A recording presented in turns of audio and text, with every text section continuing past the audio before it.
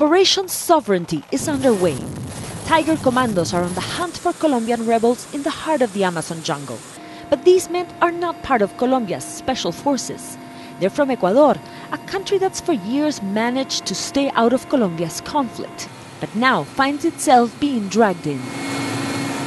Along the Putumayo River and its impenetrable terrain, Farc guerrillas cross easily into Ecuador without ever being seen. These commandos are out to get them.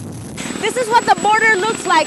It's a very dense jungle and it's very difficult to catch the rebels because when they hear the helicopters, they flee. As they silently pick their way through the forest, the commandos are tense. An ethnic Indian knows his way and leads the patrol. Uno lo siente. I can feel the enemy. I follow their footsteps. In my experience, you have to be very quiet. Up to 1,000 Ecuadorian troops comb more than 300 kilometers of this border area with Colombia. In the past 8 months, they found more than 60 Farc camps on Ecuadorian territory. Colonel Javier Perez says Farc is a huge problem for Ecuador. Sometimes they pass as refugees. They're trying to use our country as a logistical base. Ecuador has denied any knowledge of the guerrilla base 2 kilometers inside its territory, where Farc's second-in-command Raúl Reyes was killed in a Colombian airstrike in March. The attack triggered a diplomatic crisis that's still not been resolved.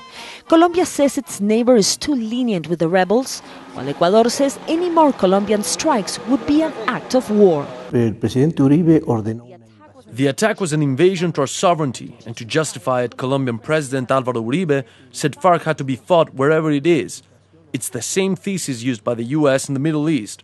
That is, national borders are not an obstacle to fight terrorism. Ecuador says with that policy, tensions will remain.